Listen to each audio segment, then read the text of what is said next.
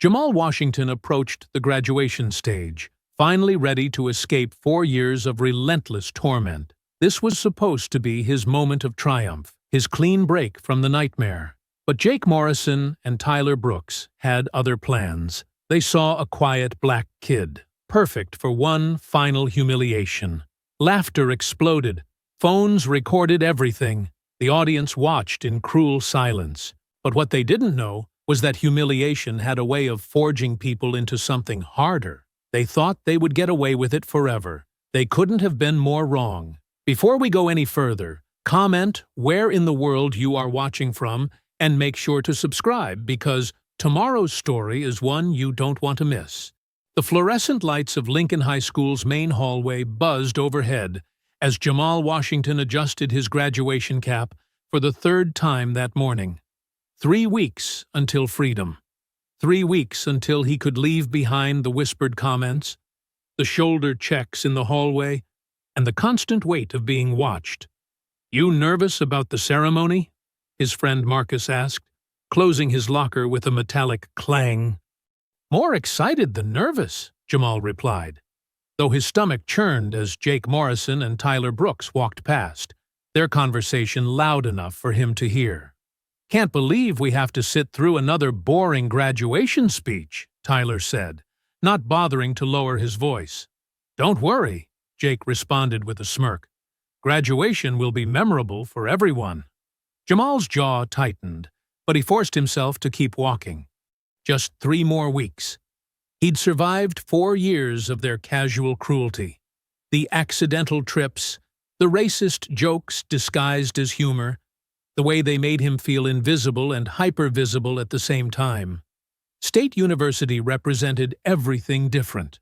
A fresh start, new people, a chance to be seen for his mind rather than targeted for his skin. That evening, Jamal sat at the kitchen table with his grandmother Rosa, addressing graduation announcements with careful handwriting. "Your mama would be so proud," Rosa said, her weathered hands smoothing the envelope. "First in our family to go to college on a scholarship." "Partial scholarship, Grandma," Jamal corrected gently. "But it's something. It's everything, baby. Between that scholarship and my savings, we'll make it work." Rosa's voice carried determination mixed with worry. She'd been working double shifts at the elementary school cafeteria, squirreling away every penny for his college expenses. "I know you're sacrificing for me," Jamal said. "I won't let you down. You've already made me proud." "Through everything!" Rosa's voice carried the weight of every parent-teacher conference where she'd advocated for her grandson. Every night she'd found him doing homework with a split lip or bruised ribs that he claimed came from falling down. "It's almost over," Jamal said. "After graduation, I never have to see them again." Rosa nodded, but something in her expression suggested she knew it wasn't that simple. "Just remember what I taught you about taking the high road. Your strength comes from your character, not your fists." The weeks passed in a blur of final exams and graduation preparations. Jamal threw himself into his studies, maintaining the grades that had earned him his partial scholarship to State University. He helped Rosa with her garden, read books on his future major, and counted down the days until he could walk across that stage with dignity. The night before graduation, he tried on his cap and gown in front of Rosa's old mirror. "Look at you," she whispered from the doorway. "So handsome, so smart. Tomorrow, you show everyone what the Washington family is made of."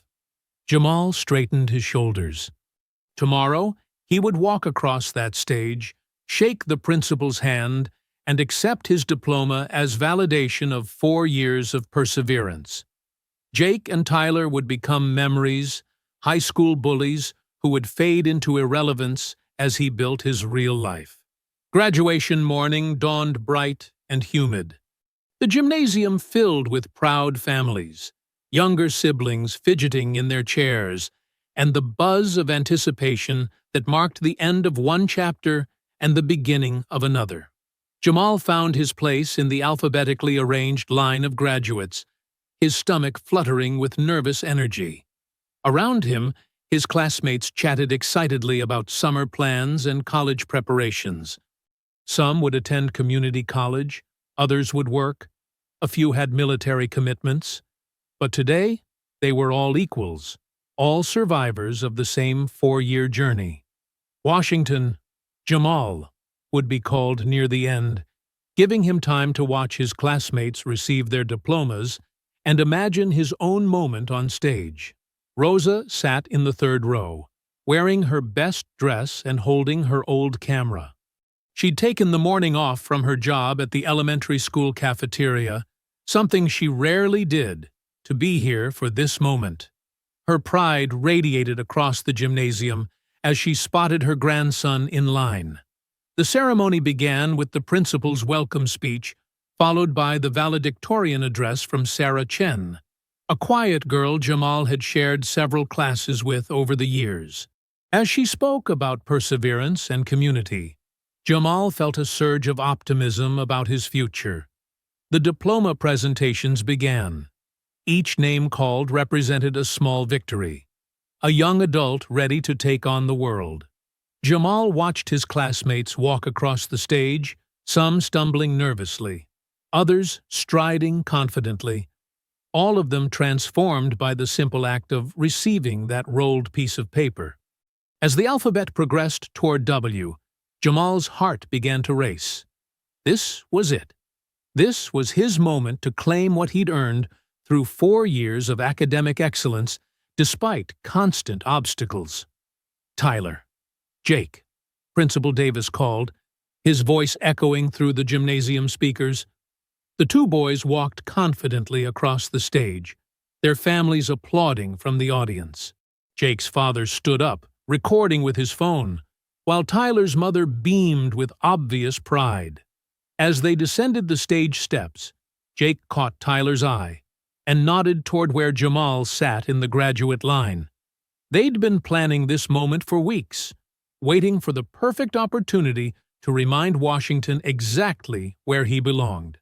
The ceremony continued with mechanical precision. Valdez, Maria, applause.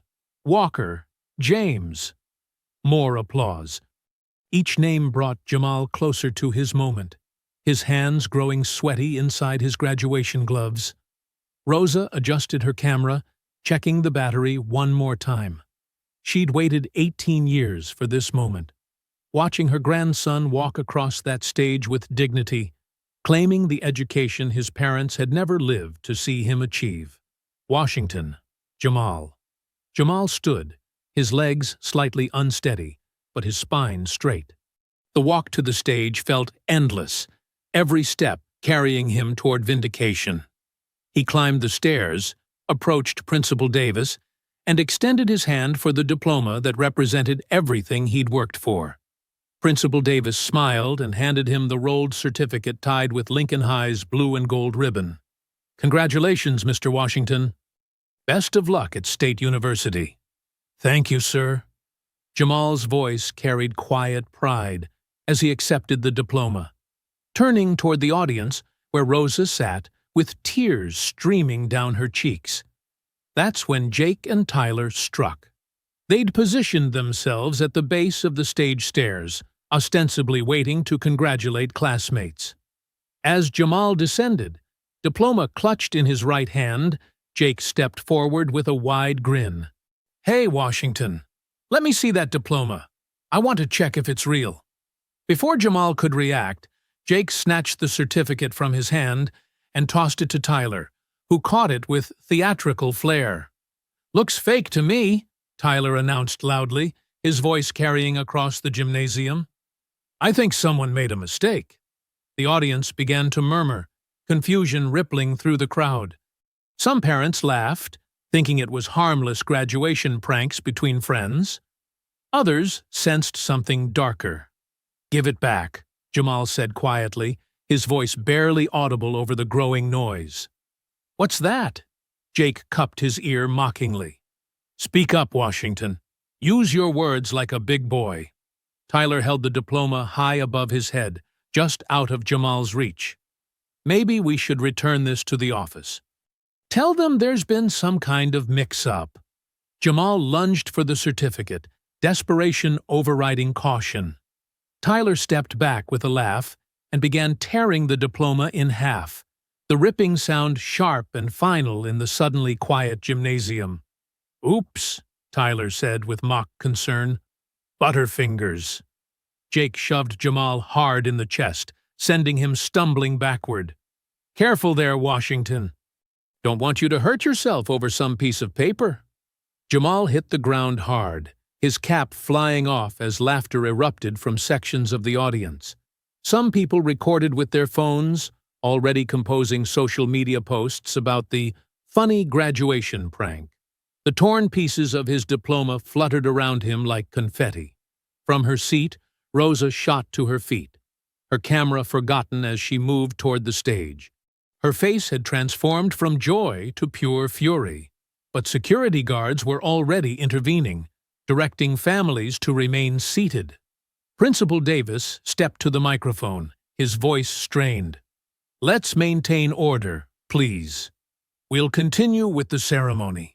Jake and Tyler high-fived each other, their mission accomplished. They'd reduced Jamal to exactly what they'd always seen him as, someone beneath them. Someone whose achievements could be literally torn apart for their amusement. Jamal remained on the floor for several seconds, staring at the torn pieces of his diploma. Around him, the ceremony resumed as if nothing had happened. Other graduates received their certificates, while he sat surrounded by the shredded remains of 4 years of academic achievement. A teacher finally helped him to his feet, brushing off his gown with professional efficiency. "Are you hurt?" she asked quietly. Jamal shook his head, unable to find words. The physical pain from the fall paled compared to the devastation of watching his moment of triumph become public humiliation. As he walked unsteadily back to his seat, he heard Jake's voice behind him. "Just a prank, man. Don't be so sensitive." The laughter continued sporadically throughout the rest of the ceremony. Rosa remained standing, her hands clenched into fists, watching her grandson disappear into himself the way he had so many times before. When the ceremony finally ended with the traditional cap toss, Jamal didn't participate.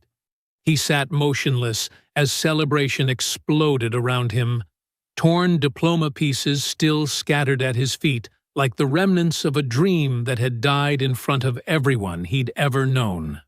The ride home from graduation passed in suffocating silence. Rosa gripped the steering wheel so tightly her knuckles had gone white, while Jamal stared out the passenger window, watching familiar streets blur past. The torn pieces of his diploma sat in a plastic bag on his lap. Rosa had insisted they collect every fragment. "Those boys!" Rosa finally spoke, her voice shaking with controlled rage. "What they did was evil. Pure evil." Jamal said nothing. What was there to say? That he'd endured 4 years of their cruelty only to have his moment of triumph destroyed in front of everyone? That the laughter would replay in his head forever?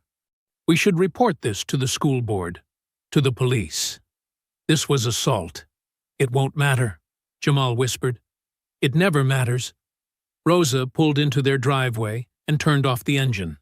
In the sudden quiet, she reached over and took her grandson's hand.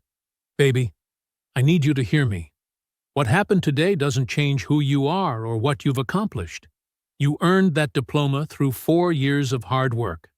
Nobody can take that away from you." Jamal nodded, but his eyes remained empty. "I'm going to my room." For the next week, Jamal barely left his bedroom. He ignored calls from classmates, deleted social media apps to avoid seeing videos of his humiliation, and picked at the meals Rosa brought to his door. The acceptance letter from State University sat unopened on his desk, the partial scholarship that had once filled him with pride now feeling like charity. Rosa watched her grandson disappearing into himself and made a decision. "Get dressed," she announced on a sweltering Tuesday morning, standing in his doorway with car keys in hand. "We're going out." I don't want to go anywhere. That wasn't a request, Jamal Washington. Get dressed. Now. 20 minutes later, Rosa pulled up in front of Rodriguez Boxing Gym, a converted warehouse with faded paint and windows covered in fight posters. Through the open doors, they could hear the rhythmic pounding of heavy bags and the sharp snap of speed bags. Grandma, what are we doing here? Something I should have done years ago. Rosa got out of the car and walked toward the entrance, leaving Jamal no choice but to follow. Inside, the gym smelled of sweat, leather, and determination. Fighters of all ages worked the equipment. Teenagers learning footwork, middle-aged men reliving their youth, a few serious competitors preparing for actual bouts. A stocky Hispanic man in his 40s approached them, wiping his hands on a towel. "Can I help you folks?" "Are you Coach Rodriguez?" Rosa asked. "Danny Rodriguez, yes, ma'am." "This is my place." Rosa straightened her shoulders. "My grandson needs to learn how to fight." Coach Rodriguez studied Jamal, taking in the defeated posture and hollow eyes. "What happened to him?" "Life happened, and he needs to be ready for when it happens again." Jamal found his voice. "Grandma, I don't want to—" "You want to spend the rest of your life letting people like those boys define who you are?" Rosa's voice carried steel. "Your parents didn't die in that car crash so you could give up. They died believing you'd fight for the life they couldn't live to see you have." Coach Rodriguez crossed his arms. "Fighting's not just about throwing punches, son. It's about discipline, control, knowing when to fight and when to walk away. You interested in learning that?" Jamal looked around the gym, watching fighters push themselves past their limits. Something stirred in his chest. Not anger, but hunger. Hunger to never feel helpless again. "Yes, sir." The summer transformed Jamal in ways he hadn't imagined possible. Every morning at 6, he was at the gym, learning footwork and form. Coach Rodriguez worked him harder than any teacher ever had, pushing him past the point where his lungs burned and his muscles screamed. "Pain is just weakness leaving the body," Coach Rodriguez would say, holding the heavy bag steady as Jamal threw combinations. "But anger without discipline is just stupidity with violence." Rosa watched her grandson's metamorphosis with a mixture of pride and concern. His shoulders broadened, his movements became more confident, and the hollow look gradually left his eyes.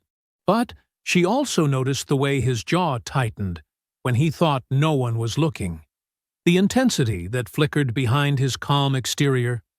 By August, Jamal could go 3 rounds with the gym's amateur fighters.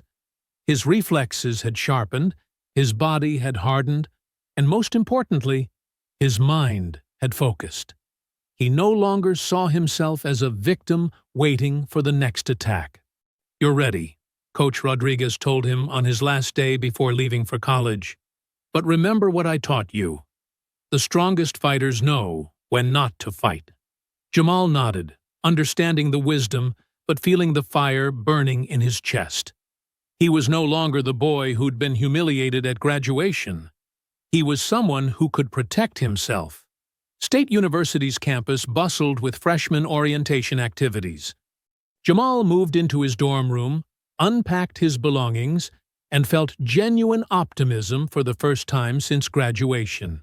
This was his chance to start over, to be known for his mind rather than targeted for his skin. That optimism lasted exactly 3 days. He was walking across the main quad, heading to the library, when he heard a familiar laugh. His blood froze as he turned to see Jake Morrison and Tyler Brooks lounging on the steps of the Student Union, surrounded by other freshmen who were already drawn to their easy confidence and obvious wealth. Jake noticed him first, his face shifting from casual amusement to shocked recognition. "Well, well," Jake said, standing up slowly. "Look who followed us to college." Tyler stood up beside Jake, a slow grin spreading across his face. "No way! Washington actually made it to State University?" Who'd you have to beg for that scholarship? The group of freshmen around them sensed entertainment brewing. Some pulled out phones, others simply gathered closer, forming a loose circle that felt all too familiar to Jamal. But this time, he didn't shrink back. His summer of training had changed more than just his body.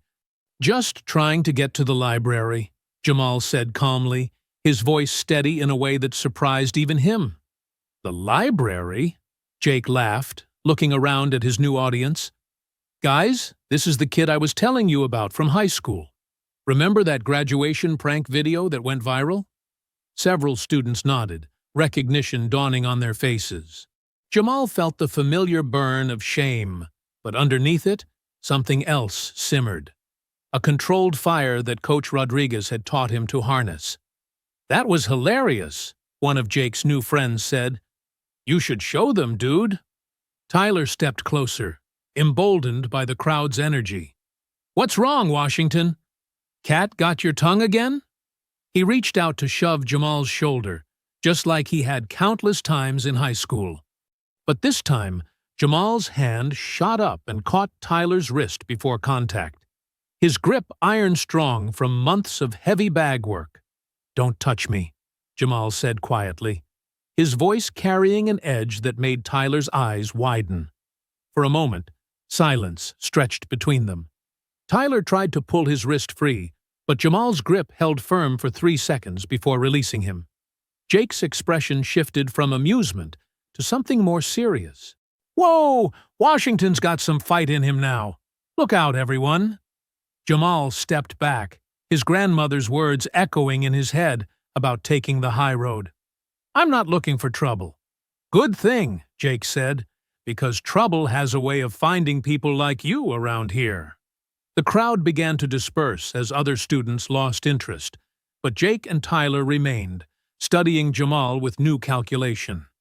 This wasn't the same broken boy they'd tormented in high school. As Jamal walked away toward the library, he heard Tyler mutter to Jake, "Did you see how strong his grip was? What happened to him over the summer?" "Doesn't matter," Jake replied. "By the time we're done with him, he'll remember his place."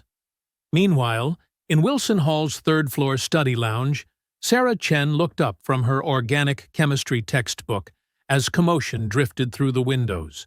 She'd been the valedictorian at Lincoln High, the quiet girl who'd watched Jamal endure years of harassment while she focused on her own academic survival. When she'd seen the graduation video circulating online over the summer, she'd felt sick, not just because of what happened, but because she'd never spoken up, never intervened.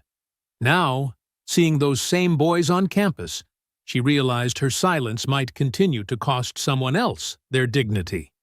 Sarah gathered her books and headed downstairs, following the sound of familiar voices toward the quad. Back outside, Jake was already working on recruitment, introducing Tyler to their new dorm mates with practiced charm. Their families' donations to the university had secured them premium housing and immediate social capital. "This place is going to be incredible," Jake told a group of impressionable freshmen. "My dad says the key to college success is knowing who belongs and who doesn't." "Speaking of which," Tyler added, "you guys should know there's this kid from our high school here, Jamal Washington. He's troubled, violent tendencies. You should probably avoid him." The lies came so easily, Jake almost believed them himself. By tomorrow, half the freshman class would have heard some version of the story. Jamal, as the angry, dangerous outsider who didn't belong in their community. What they didn't know was that Sarah Chen had been standing just around the corner, recording every word on her phone. That evening, Jamal sat in his dorm room, staring at his hands. The muscle memory of catching Tyler's wrist, the way his body had moved without conscious thought. Coach Rodriguez's training had become instinct. But with that power came responsibility, and the weight of Rosa's teachings about character. His roommate, an engineering major named Kevin from Ohio, looked up from his calculus homework. "You okay, man? You've been quiet since you got back." "Just processing some stuff from home," Jamal replied. Those guys giving you trouble earlier? I saw the whole thing from my window. Jamal tensed. What did you see? Looked like some high school drama following you to college. But honestly, the way you handled it was impressive. Calm under pressure. That takes real strength. Kevin's words surprised Jamal. He'd expected judgment, not respect. My older brother had bullies in high school, Kevin continued. He said the hardest part about college was learning that most people aren't like that. But the ones who are, they usually get worse before they get better. As if summoned by their conversation, loud laughter echoed from the hallway outside. Jake and Tyler's voices carried clearly through the thin dorm walls as they regaled their new friends with exaggerated stories from high school, each tale designed to establish their dominance and Jamal's otherness. Jamal clenched his fists, feeling the calluses from his summer training. He could end this quickly, show them exactly how much he'd changed. But Rose's voice whispered in his memory, "Your strength comes from your character, not your fists." The question was, how long could character withstand the systematic erosion of dignity that Jake and Tyler specialized in? The harassment began subtly, the way poison seeps into water. Jake and Tyler had learned sophistication during their brief summer of college preparation, understanding that university administrators took a dimmer view of obvious bullying than high school teachers had. It started with social isolation. Whenever Jamal entered the dining hall, conversations would quiet, and chairs would suddenly become unavailable at tables where he'd been welcome before. Study groups he'd joined would mysteriously change locations without telling him. Campus organizations he'd expressed interest in would somehow lose his application. "It's weird," Kevin told Jamal after their second week of classes. "People keep asking me strange questions about you, like whether you have anger issues or if you've ever been violent." Jamal's jaw tightened. "What do you tell them?" "The truth. That you're the most level-headed guy I know. But someone's definitely spreading stories." The someone became clear during a campus tour that Jamal was leading for prospective students. As he pointed out the library and explained study resources, Tyler appeared with a group of current students. "Oh, hey, you might want to know," Tyler said loudly enough for everyone to hear. "That's Jamal Washington. He had some incidents at our high school. Just something to be aware of for campus safety." The prospective students' parents immediately stepped closer to their children, eyeing Jamal with suspicion. One mother asked the admissions representative if there was another tour guide available. Jamal felt his hands begin to shake, not with fear, but with the effort of containing months of trained power. Coach Rodriguez's voice echoed in his head. "Control the anger. Don't let it control you." "Excuse me," Jamal said politely to the tour group. "I need to step away for a moment." He walked quickly toward the campus recreation center, his breathing shallow and controlled. Inside, he found what he was looking for, a small boxing area tucked behind the weight room, mostly unused except for the occasional student blowing off steam. Jamal wrapped his hands methodically, the familiar ritual calming his racing heart. When he began working the heavy bag, each punch carried the weight of weeks of accumulated frustration. Left hook for the dining hall isolation. Right cross for the study group exclusions. Uppercut for Tyler's smug face during the tour. "Nice form." Jamal turned to find a senior watching him, an athletic black student with the easy confidence of someone comfortable in his own skin. "Thanks. I'm Jamal. Marcus Thompson. I run informal boxing sessions here twice a week. You've got real training." "Summer at Rodriguez Gym back home." Marcus nodded approvingly. "Danny Rodriguez? That's serious training. You should come to our sessions. Tuesday and Thursday nights, 8 o'clock. For the first time in weeks, Jamal smiled. "I'd like that." Meanwhile, in the Pi Kappa Alpha house, Jake paced the common room while Tyler scrolled through social media on his phone. "It's not working," Jake said, frustration sharp in his voice. "He's not breaking like he used to." "Maybe he's just better at hiding it," Tyler replied, not looking up from his screen. "No, it's more than that. Did you see how he handled himself during that tour thing? The old Washington would have run away crying. This one just left, controlled, like he was choosing his battles." Tyler finally looked up, sensing his friend's genuine agitation. "So, what are you saying?" "I'm saying we need to be smarter about this. More direct. Make him react in a way that shows everyone who he really is underneath all that fake composure." "What did you have in mind?" Jake's expression hardened.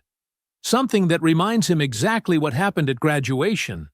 Something public enough that he can't just walk away from." Back at the recreation center, Jamal was discovering something unexpected: respect. The students who came to Marcus's boxing sessions treated him as an equal, judging him solely on his skill and character inside the ring. "You've got natural timing," Marcus told him after their first session together. "But more importantly, you've got discipline. Some guys come in here just wanting to hit things. You're actually learning." Sarah Chen, who had been quietly documenting Jake and Tyler's harassment campaign, finally approached Jamal after their American literature class. "We need to talk," she said quietly, as other students filed out. "About what?" "About what's happening to you on campus. I know what Jake and Tyler are doing because I've been recording it." Jamal stared at her. "Recording it? Someone needs to be keeping track." What they did at graduation was just the beginning. They're systematically trying to destroy your reputation here before you can establish yourself. "Why do you care?" Sarah's expression grew somber.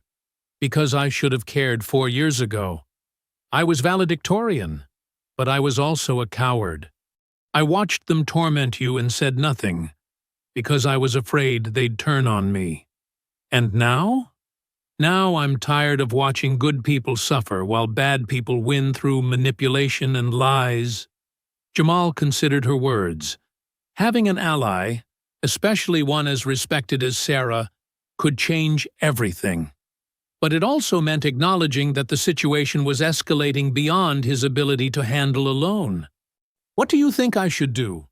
"Keep being yourself. Keep taking the high road. But also, keep getting stronger." Sarah glanced toward the recreation center. "Word is you've been impressing people at those boxing sessions." The October air carried the crisp promise of changing seasons as students hurried across campus between classes. Jamal had settled into a routine that gave him strength. Morning workouts, afternoon classes, evening boxing sessions with Marcus, and late-night study sessions where his academic excellence continued to shine. He was walking out of Professor Mitchell's American literature class when he overheard a heated conversation near the campus coffee shop. "You're disgusting, Tyler." "Absolutely disgusting." Jamal recognized the voice. Emma Rodriguez, a sophomore from California who'd been dating Tyler since freshman orientation. She stood facing Tyler with her arms crossed, her usually perfect composure cracked by obvious anger.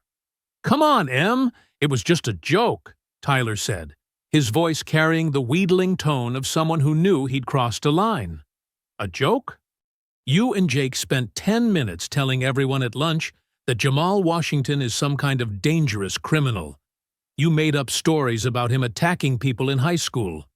That's not a joke. That's character assassination." Jamal paused behind a nearby tree, not wanting to eavesdrop, but unable to avoid hearing the conversation that was clearly about him. "He's not like us, Emma. You don't understand because you didn't go to high school with him." "No, Tyler, I understand perfectly. He's not like you because he's actually a decent person." Emma's voice rose, drawing stares from passing students. "I've watched him in our chemistry study group. He's kind, he's smart, and he helps people who are struggling. Meanwhile, you spend your time spreading lies about him Because you can't stand that he won't cower anymore. Anymore? Tyler's voice sharpened. What's that supposed to mean? It means I know what you and Jake did at graduation. I saw the video. And frankly, it made me sick to my stomach that I was dating someone capable of such cruelty. Tyler stepped closer, his face flushing red. You're overreacting. It was high school stuff. Boys being boys. Boys being boys? Emma's laugh was bitter. You humiliated another human being on what should have been one of the proudest days of his life. You destroyed his diploma in front of his grandmother. That wasn't boys being boys, Tyler. That was racism and bullying. And I won't pretend otherwise anymore. The word racism hung in the air like a challenge. Tyler looked around nervously, aware that other students were listening. Don't throw that word around so casually, he said, lowering his voice. What other word fits? You target him because he's black, because you think you're better than him, because your daddy's money has convinced you that other people exist for your entertainment. Tyler's face went from red to white. Emma, you're being dramatic. I'm being honest. And I'm done. Emma pulled off the silver bracelet Tyler had given her for her birthday and dropped it at his feet. We're finished. She walked away, leaving Tyler standing alone with curious students, pretending not to stare. When he bent to pick up the bracelet, his hands were shaking. From his hiding spot, Jamal felt an unexpected mixture of emotions. Relief that someone had finally called Tyler out publicly. Satisfaction that the bully was experiencing a consequence for his actions. But also wariness. He knew from experience that humiliated bullies became more dangerous, not less. That evening at boxing practice, Marcus noticed Jamal's distraction. Your footwork's off tonight, Marcus said, holding the focus mitts steady. Something on your mind? Jamal threw a combination that lacked his usual precision. Tyler Brooks got dumped today. His girlfriend called him out for the way he treats me. That's good news, right? Maybe. Or maybe it makes him more desperate to prove he's still in control. Marcus lowered the mitts. You think he's going to escalate? I think humiliated bullies don't usually just give up and change their ways. Meanwhile, across campus in the Pi Kappa Alpha house, Tyler was proving Jamal's instincts correct. He sat in Jake's room, crushing empty beer cans with more force than necessary. She called me racist, Jake, in front of half the sophomore class. Jake looked up from his economics homework. So, Emma Rodriguez was always too good for you anyway. Find someone else. You're missing the point. Tyler stood up abruptly, pacing the small room. She humiliated me because of him. Because of Washington. Everything that's gone wrong since we got here traces back to him. How do you figure that? In high school, we had control. We knew exactly where we stood, where he stood. But here, people don't know the natural order of things. They see him in those boxing sessions, see him getting good grades, and they start thinking he's somehow equal to us. Jake closed his textbook, recognizing the dangerous edge in his friend's voice. What are you saying? I'm saying it's time we reminded everyone, including Washington himself, exactly who he is and where he belongs. And this time, we make sure the message sticks.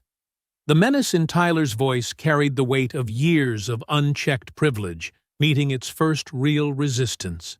Outside, the autumn wind picked up, rattling windows like a warning of the storm to come. The harassment had reached a breaking point by mid-October.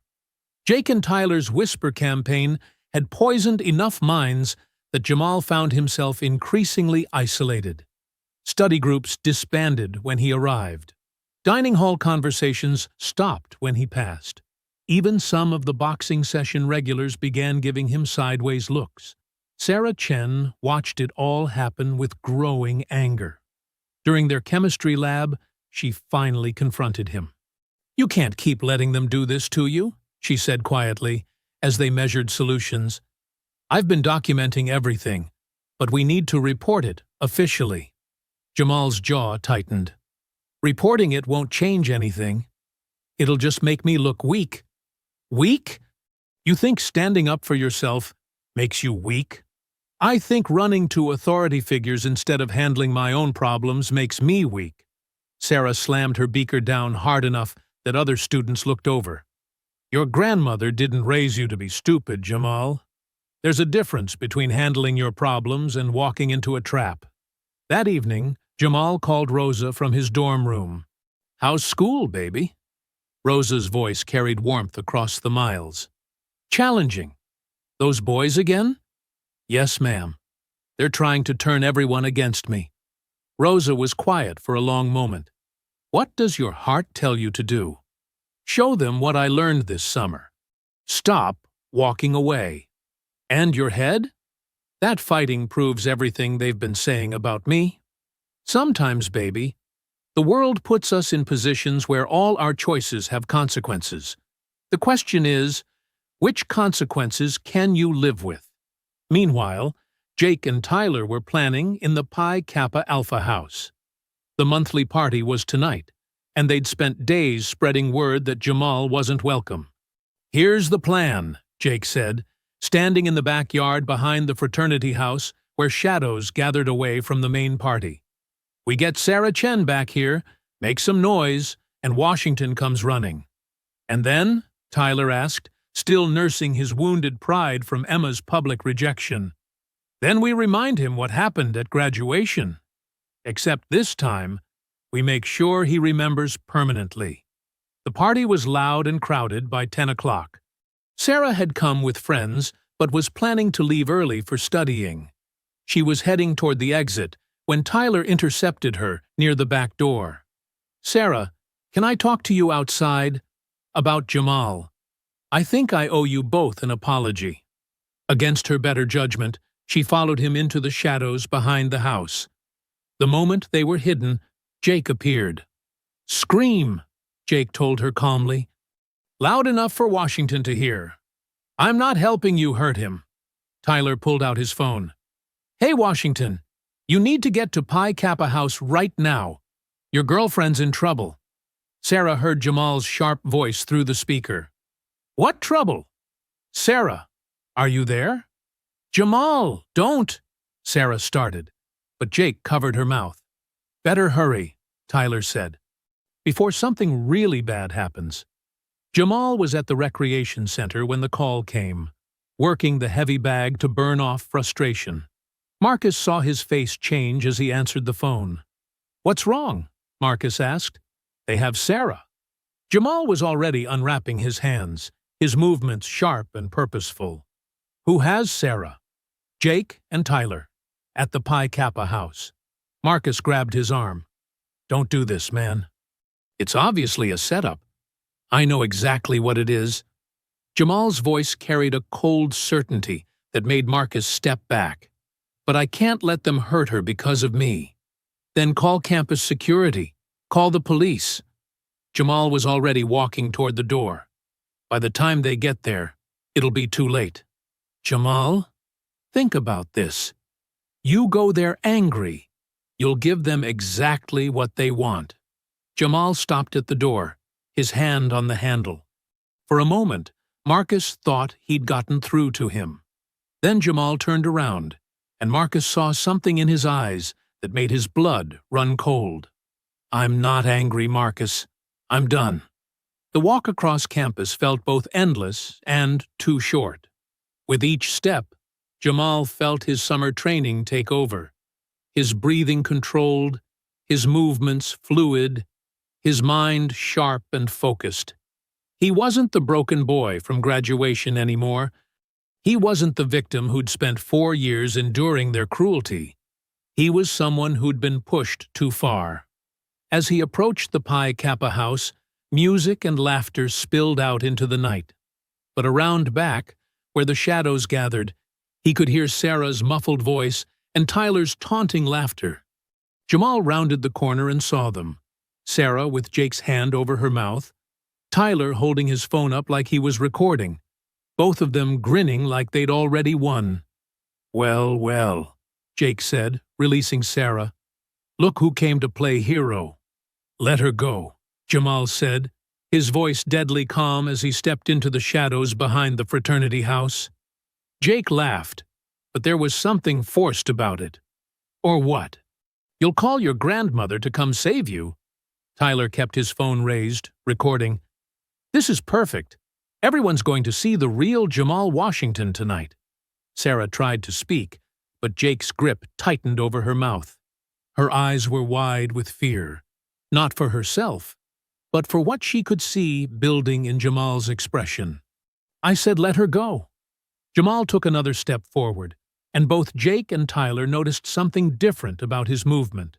Fluid, controlled, dangerous. "You're not giving orders here, Washington," Tyler said, but his voice wavered slightly.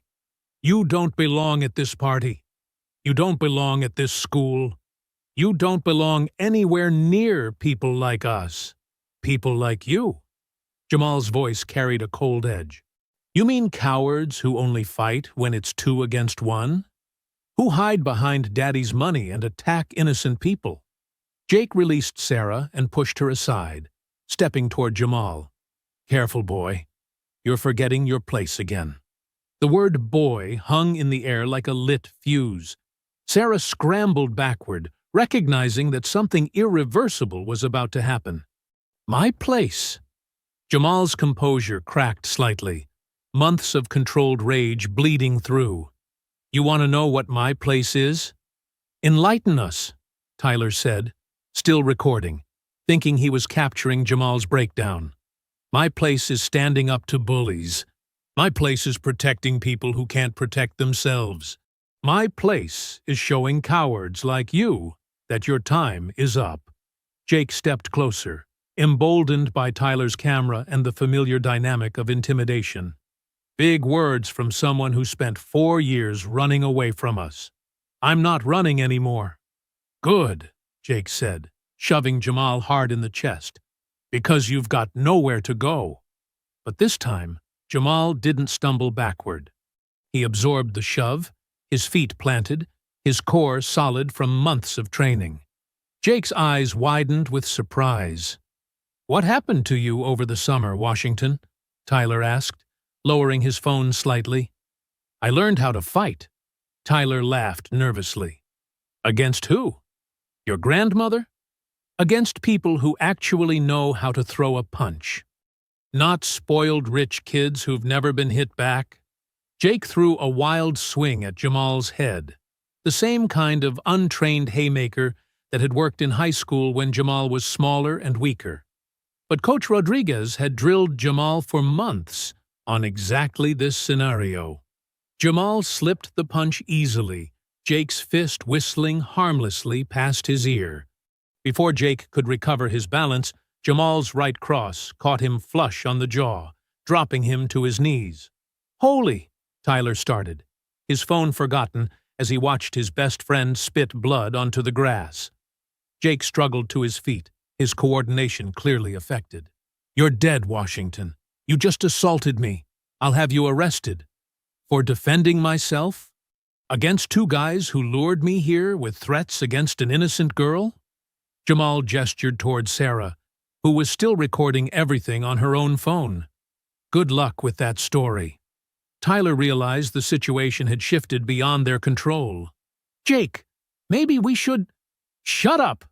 Jake wiped blood from his mouth, his privileged worldview cracking as he faced the first real consequence of his actions. "Nobody does this to me. Nobody!"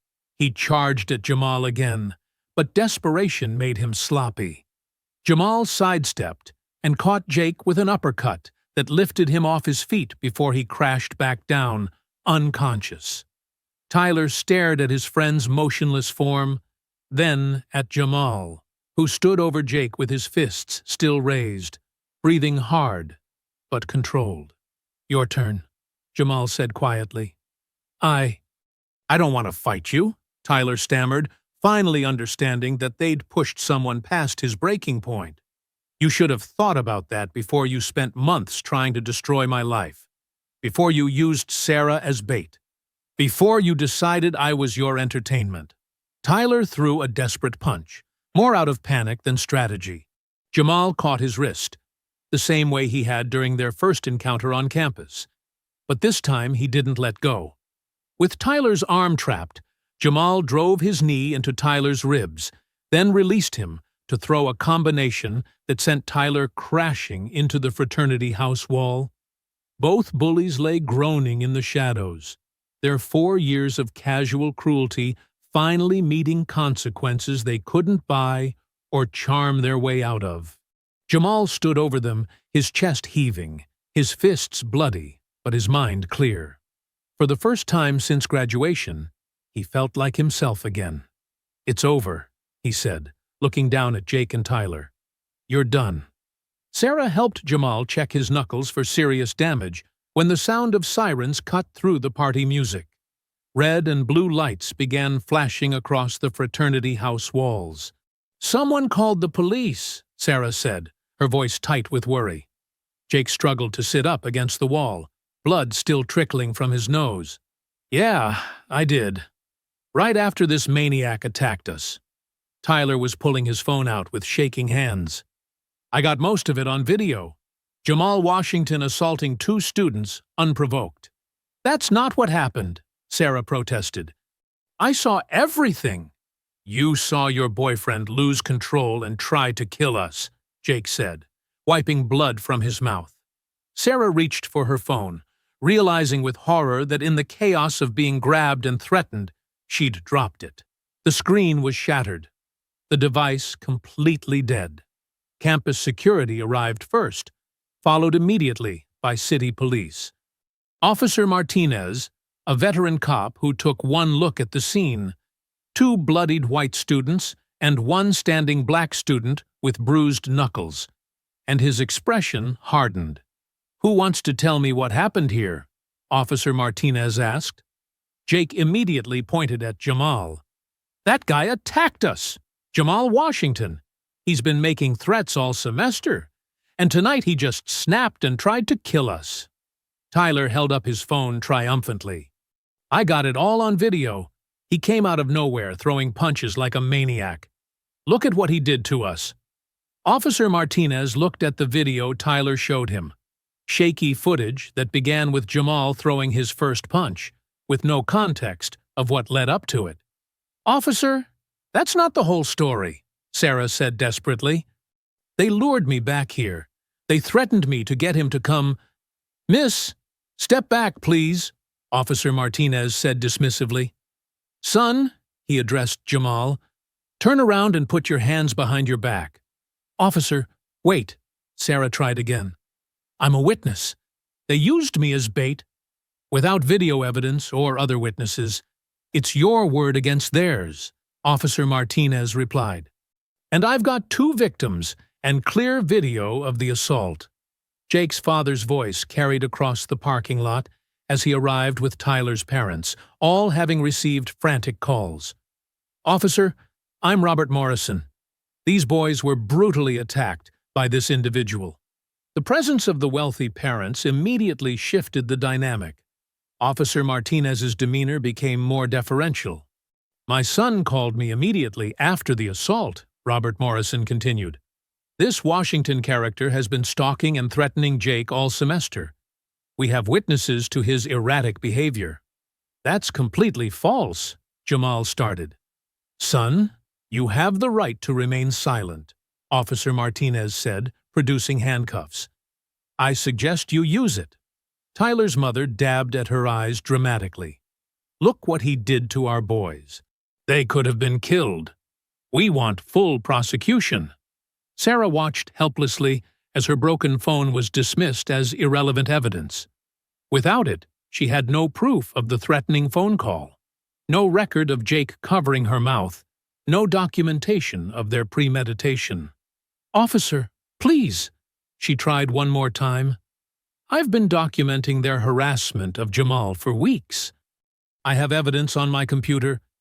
"Miss Chen," Officer Martinez said firmly, "emotional testimony from a friend isn't evidence. We have video of the actual assault and 2 clear victims." Jake was helped to his feet by EMTs, playing up his injuries. "Officer, I want to press full charges. This maniac could have killed us." "We're talking about expulsion from the university," Robert Morrison added. "My family has donated significantly to this institution. We won't tolerate violent criminals on campus." As Jamal was led toward the police car, he caught Sarah's eye. She was crying now, frustrated and powerless, her broken phone useless in her hands. "I'll find another way to prove what really happened," she called after him. "Don't give up." Jake's father put his arm around his son's shoulders. "Don't worry, son. We'll make sure this individual faces the full consequences of his actions. Our family has connections throughout the legal system." Party guests watched from the fraternity house windows as Jamal was placed in the back of the police car. Within minutes, phones were buzzing across campus with Tyler's video. Edited footage that made Jamal look like an unprovoked attacker. Officer Martinez looked at the assembled parents. "This looks pretty straightforward. 2 victims, clear video evidence, and a perpetrator with obvious anger issues." As the police car pulled away, Jamal stared out the back window at Sarah, who stood alone with her broken phone and no way to prove the truth. Jake and Tyler were already spinning their story to gathering reporters, painting themselves as innocent victims of an unstable, violent student. For the first time since the fight, Jamal felt the cold weight of reality. Jake and Tyler had orchestrated everything perfectly. They had money, influence, video evidence, and the automatic credibility that came with their skin color and social status. The county jail holding cells smelled of disinfectant and despair. Jamal sat on the metal bench, staring at his bruised knuckles, while his cellmate, a middle-aged man named Tommy, snored loudly on the opposite bunk. The charges were serious: aggravated assault, battery, and disturbing the peace. His court-appointed attorney had been brutally honest about his chances. "The video doesn't look good for you, son," James Crawford had said during their brief meeting. 2 white college students, good families, clear footage of you throwing punches. The DA's talking about making an example. "Washington visitor," the guard announced, unlocking the cell door. Rosa sat across from him in the visitation room, her eyes red from crying but her spine straight with determination. "Tell me everything, baby." From the beginning. Jamal recounted the night's events, watching his grandmother's expression shift from concern to fury to heartbreak. "They planned this," Rosa said quietly. "They knew exactly how to push you past your breaking point. Doesn't matter now. Their families have money, lawyers, influence. The video shows me attacking them. Even Sarah can't help. Her phone got broken in the struggle." Rosa gripped his hands across the table. "That Sarah girl has been calling me every hour. She's not giving up, and neither am I. Grandma, my scholarship's already suspended. The university's talking about permanent expulsion. Even if I avoid prison, everything we worked for is gone. Nothing's gone until we say it's gone." But even Rosa's fierce determination couldn't hide the tears threatening to spill from her eyes. She'd worked double shifts for years to help with his college expenses, and now it was all crumbling because of 2 boys who saw her grandson as entertainment. Meanwhile, across town, Jake and Tyler were being treated like heroes in their respective family homes. Jake's father had hired the best criminal attorney in the state, while Tyler's family was already planning a civil lawsuit. "The university has assured us that Washington will be permanently expelled," Robert Morrison told Jake over breakfast, "and our lawyer says the criminal case is airtight." Jake nodded, but something nagged at him. The way Jamal had fought wasn't the desperate flailing of an angry teenager. It was controlled, trained, devastating. "Dad, what if people start asking questions about why we were back there with Sarah?" "Son, you're the victims here. Let me worry about managing the narrative." At Tyler's house, his mother was coordinating with a public relations firm. "We need to control this story before it gets out of hand. Tyler, You're going to give an interview to the campus newspaper about campus safety and violence. What should I say? That you and Jake were trying to help Sarah Chen when this unstable individual attacked you without provocation. Emphasize how frightened you were, how you feared for your lives. But Tyler was also feeling uneasy. Sarah Chen had been asking pointed questions around campus, and some students were starting to whisper that the story didn't add up. Sarah herself was working frantically in the library, trying to piece together evidence without her broken phone. She'd reached out to every student who might have witnessed Jake and Tyler's harassment campaign, but most were too scared to get involved once they learned about the criminal charges. "I know what I saw," she told Marcus Thompson, who'd agreed to meet her. "They set him up. They used me as bait and provoked him into fighting." "I believe you," Marcus said, "but believing you and proving it are different things." Jake's family already has people saying Jamal's been violent in boxing sessions, that he's been making threats. Those are lies. Of course they're lies, but they're lies told by people with money and influence. Jamal's story is being told by— Marcus gestured around the nearly empty library. "Us." Coach Rodriguez had driven up from home as soon as he heard the news. He sat in his truck outside the jail, knowing he couldn't visit until tomorrow, feeling like he'd failed his student. His phone rang. "Coach Rodriguez, this is Professor Mitchell from State University. I teach Jamal Washington." "Yeah? I've been watching this situation unfold, and something doesn't sit right. Jamal's one of the most thoughtful, controlled students I've ever taught. He doesn't fit the profile of someone who'd attack unprovoked. Because he wouldn't. Those boys pushed him past his limit. I guarantee it. The problem is proving it. But I've been asking around campus, and there are whispers that Jake Morrison and Tyler Brooks have been harassing Jamal all semester. Can you get people to come forward?" Professor Mitchell was quiet for a moment. "People are scared. The Morrison family has connections throughout the university. Students are worried about their own futures if they speak up." Back in his cell, Jamal lay on the narrow bunk staring at the ceiling. Tomorrow he'd face a judge for his arraignment, and the prosecutor was pushing for him to be held without bail as a flight risk and danger to the community. Everything Jake and Tyler had said about him for months was becoming reality. He was being painted as the dangerous black student they'd always claimed he was, and now he had the criminal charges to prove their point. The courthouse buzzed with tension as Jamal was led into the arraignment hearing in handcuffs and an orange jumpsuit. The gallery was packed. Jake and Tyler's families sat in the front row, their expensive lawyers flanking them like armor. Rosa sat alone on the other side, having borrowed her best dress for this moment, while Coach Rodriguez and Professor Mitchell occupied the row behind her. Judge Catherine Walsh, a stern woman in her 50s, reviewed the case file as Jamal approached the defendant's table with his overworked public defender. "Your Honor," Prosecutor Jennifer Hayes began, "the state is seeking to hold Mr. Washington without bail. The defendant viciously attacked 2 honor students in an unprovoked assault that was caught on video. He poses a clear danger to the community." Jake and Tyler sat in the front row, their faces carefully composed masks of victimhood. But when Jake caught Jamal's eye, his expression shifted for just a moment. A barely concealed smirk that said, "We won."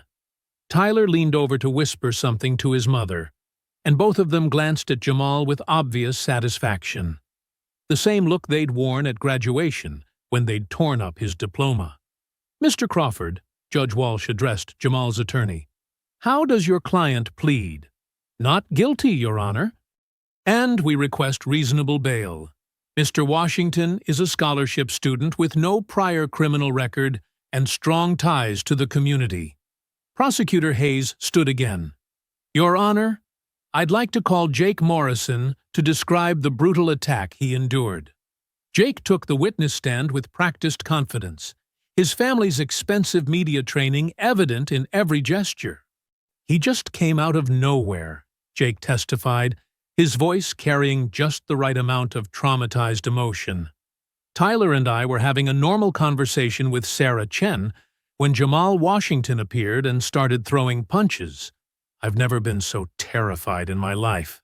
Had Mr. Washington made threats against you before? Hayes asked. Constantly. He'd been following us around campus, making angry comments about our high school. He clearly held some kind of grudge.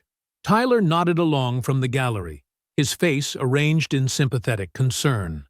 When he looked at Jamal, his eyes held the same cruel amusement they'd always carried, the look of someone who'd never faced real consequences for anything. Rosa's hands clenched into fists as she watched these boys lie with such casual ease. In the row behind her, Coach Rodriguez muttered under his breath, "This is exactly what they wanted."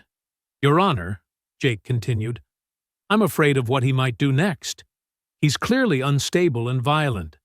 I don't feel safe with him on campus." Robert Morrison nodded approvingly from the front row, his expensive suit and confident bearing radiating the kind of influence that made courtrooms bend to his will. Tyler was called next, his testimony perfectly coordinated with Jake's. "I thought he was going to kill us. The way he fought, it wasn't normal anger. It was like he'd been training to hurt people."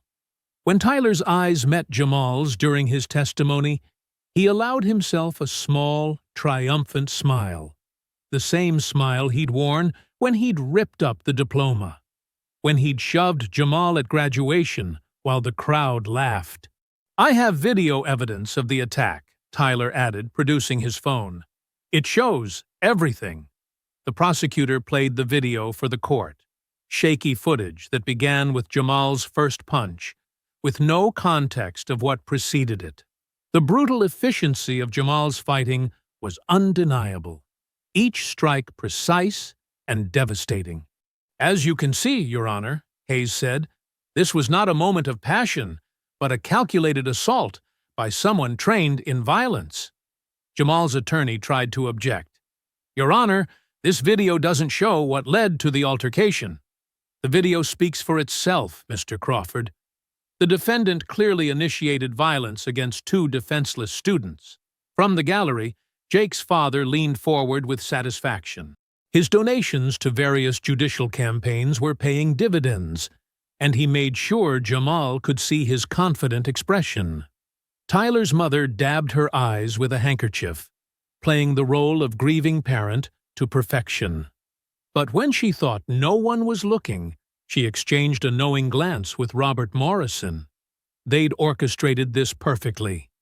"Your Honor," Prosecutor Hayes concluded, "Jamal Washington represents a clear and present danger. We request he be held without bail pending trial."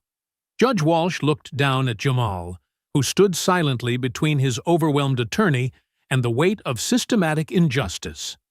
The evidence seemed overwhelming: video footage, victim testimony, character witnesses for the plaintiffs, and a defendant who fit every stereotype about dangerous young black men. "Mr. Washington," Judge Walsh said, "do you have anything to say before I rule on bail?" Jamal looked out at the gallery, at Jake and Tyler's smirking faces, at their families' confident expressions, at Rosa's heartbroken but determined eyes. The same people who'd laughed at his humiliation were now watching his complete destruction with obvious pleasure. "No, Your Honor," Jamal said quietly. "Nothing I say here matters." The truth in those words hung heavy in the courtroom air, acknowledged by everyone present, but spoken by no one else. Judge Walsh was about to rule on bail when the courtroom doors burst open. Detective Maria Santos strode in, her expression grim and determined, carrying a manila folder thick with documents.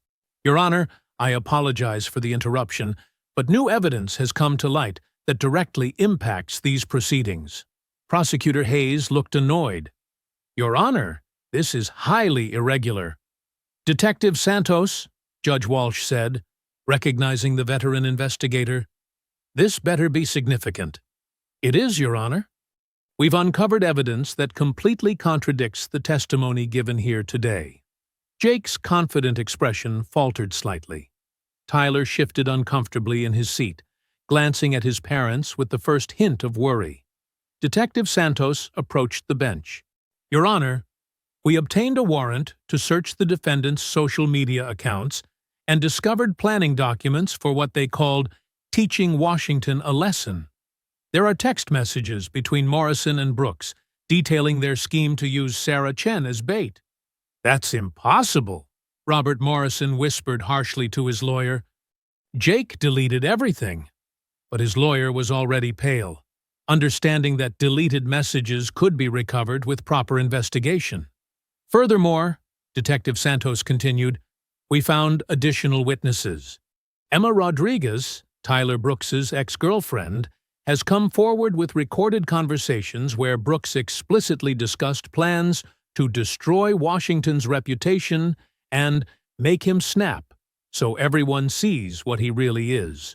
Tyler's face went white. Emma had recorded their private conversations during their relationship, something he'd never suspected. "Your Honor," Detective Santos said, producing a phone from her folder, "I have a recording made by Miss Rodriguez 3 days before the incident." She played the audio, and Tyler's voice filled the courtroom. "Jake's right. We need to make Washington lose control in public. Get him to fight us, then play the victims. With my dad's connections and Jake's family's lawyers, we'll destroy him completely." Jake's voice responded on the recording. "The graduation thing was just the beginning. This time, we finish what we started." The courtroom erupted. Jake's father stood up, his face red with fury. "This is entrapment. That recording was made without consent." "Actually, Mr. Morrison," Detective Santos replied calmly, "Alabama is a one-party consent state. Miss Rodriguez was legally entitled to record conversations she was part of." Judge Walsh banged her gavel for order. "Prosecutor Hayes, were you aware of this evidence?" Hayes looked genuinely shocked. "No, Your Honor. This is the first I'm hearing of any of this." "There's more," Detective Santos continued. "We also have security footage from the campus library showing Morrison and Brooks researching legal precedents for assault cases, specifically looking up scenarios where alleged victims could claim self-defense." Tyler jumped to his feet. "That's not what we were doing. We were just—" "Sit down," his lawyer hissed, grabbing his arm. But Tyler was panicking now, his carefully constructed facade crumbling. "We never meant for it to go this far. It was supposed to be like high school." "Tyler, shut up," Jake whispered frantically. "Your Honor," Detective Santos said, "we also have testimony from multiple campus witnesses who observed Morrison and Brooks systematically harassing Mr. Washington throughout the semester, including attempts to isolate him socially and spread false rumors about his character." Sarah Chen stood up in the gallery, holding a tablet. "Your Honor, I've recovered some data from my damaged phone. I have partial audio of them threatening me that night." Professor Mitchell rose as well. "Your Honor, I have documentation of the academic harassment campaign against Mr. Washington, including evidence that Morrison and Brooks attempted to sabotage his participation in study groups and campus activities." Jake's father was whispering urgently with his lawyer, who was shaking his head repeatedly. The expensive legal strategy they'd planned was collapsing in real time. "Detective Santos," Judge Walsh said, "what are you recommending?" "Your Honor, based on this evidence, we believe Jake Morrison and Tyler Brooks should be charged with conspiracy, false imprisonment, filing false police reports, and perjury. Mr. Washington appears to be the victim of an elaborate harassment campaign designed to provoke exactly the response we saw." Rosa burst into tears of relief in the gallery. Coach Rodriguez put his hand on her shoulder, his own eyes bright with vindication. Jake and Tyler sat frozen, their world of privilege and immunity crashing down around them. The smirks were gone, replaced by the pale recognition that their actions finally had consequences. "Mr. Crawford," Judge Walsh addressed Jamal's attorney, "I assume you'll be filing for immediate dismissal of all charges against your client?" "Yes, Your Honor." "And we'll be pursuing charges against the actual perpetrators of this crime." The story exploded across social media within hours of the court hearing. Emma Rodriguez's recordings, combined with Detective Santos's evidence, created a perfect storm that destroyed Jake and Tyler's carefully crafted narrative. "Privileged college students orchestrate elaborate harassment campaign," read the headline on the university newspaper's website. "Audio evidence reveals premeditated plot to destroy black student." Tyler's confession in open court. "We never meant for it to go this far. It was supposed to be like high school," had been recorded by multiple phones and was now trending on every platform. Within 24 hours, the national media picked up the story. Cable news shows played the audio recordings on repeat, with legal analysts calling it one of the most calculated harassment campaigns they'd ever seen.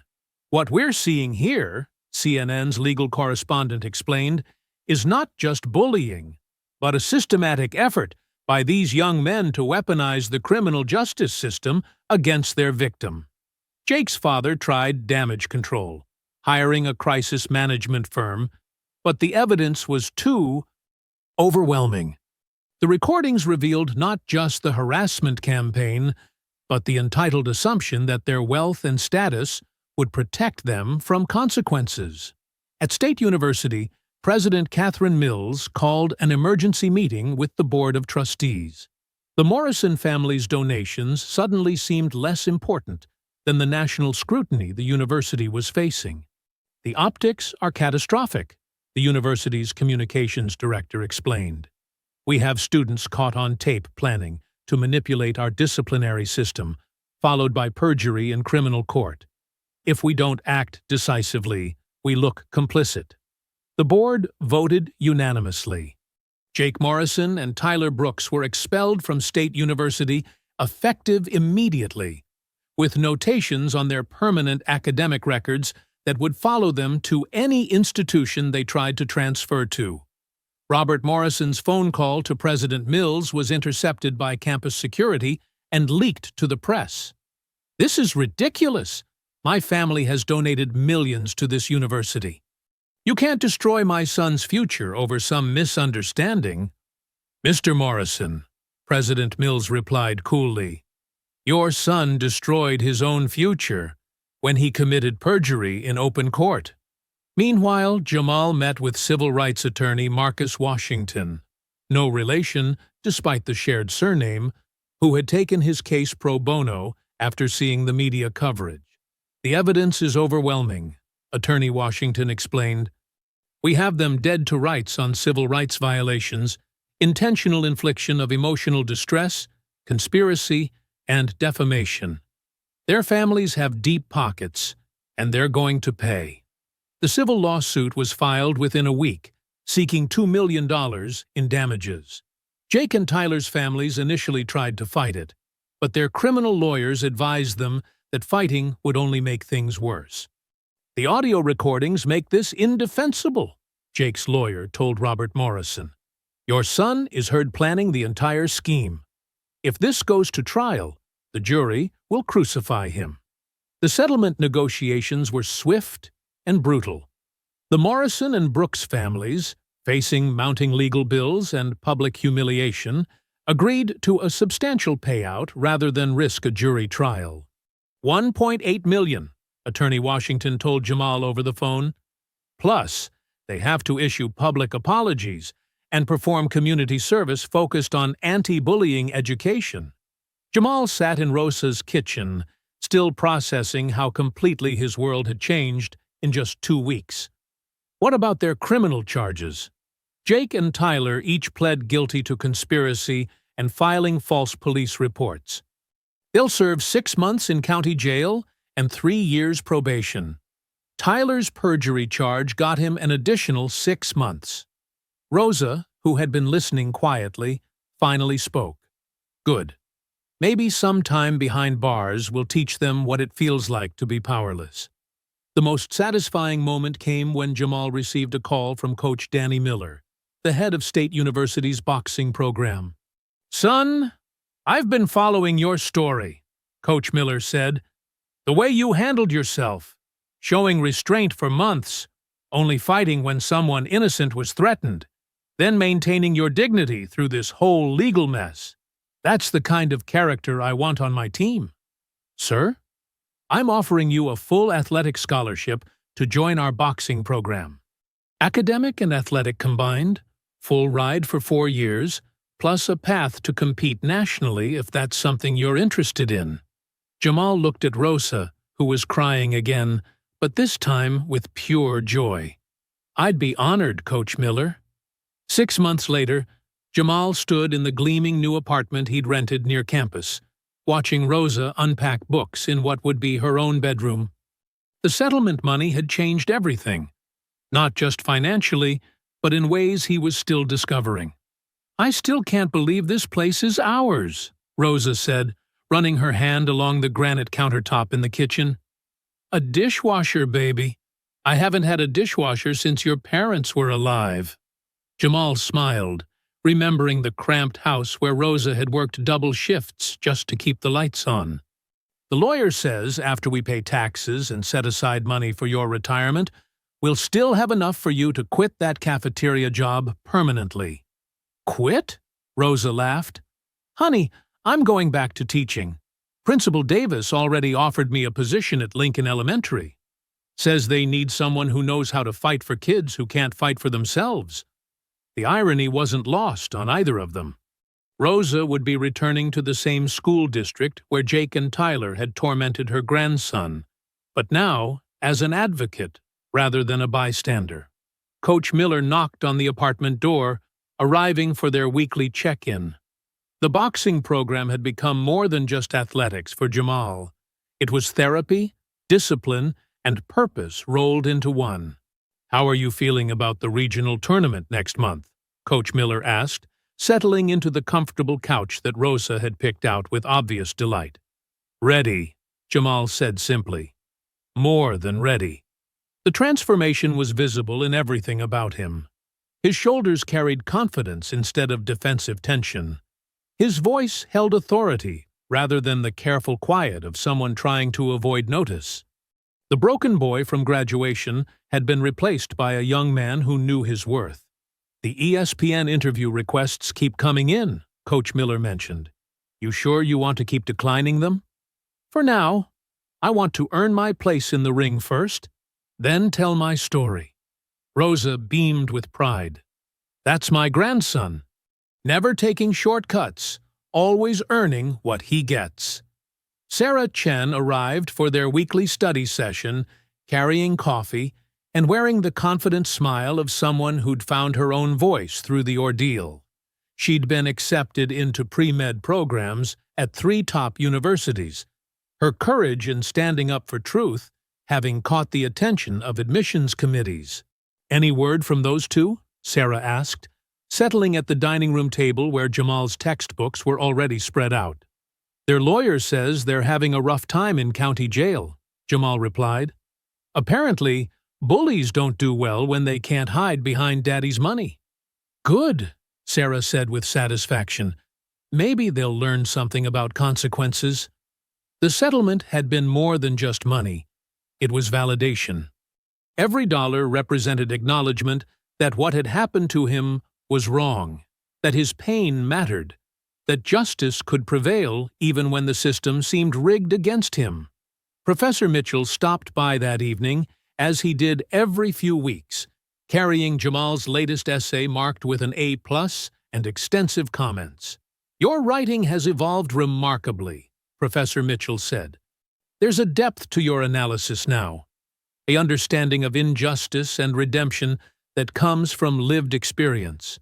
"I had good teachers," Jamal replied, glancing at Rosa, who was preparing dinner in her new kitchen with obvious joy. "The university wants to feature your story in the alumni magazine," Professor Mitchell continued. "From harassment victim to scholarship athlete, to academic achiever. It's inspiring. Jamal considered this. Maybe, when I'm ready. That night, as Rosa settled into her own bedroom for the first time in decades, Jamal sat at his desk working on an application essay for law school. His academic scholarship and boxing success had opened doors he'd never imagined. But he'd found his true calling watching Detective Santos and Attorney Washington fight for justice. His phone buzzed with a text from Marcus Thompson. "Saw the news about your tournament ranking. Told you that summer training would pay off." Jamal smiled, remembering the broken phone call Rosa had made to Coach Rodriguez after graduation, begging him to teach her grandson how to fight. She'd known then what Jamal had taken months to understand. Sometimes you had to be strong enough to demand respect before the world would give it to you. The diploma that Jake and Tyler had torn up at graduation had been replaced by something better. A life built on his own terms, surrounded by people who valued his character, with resources to help others facing similar battles. I hope you enjoyed that story. Please like the video and subscribe so that you do not miss out on the next one. In the meantime, I have handpicked 2 stories for you that I think you will enjoy. Have a great day.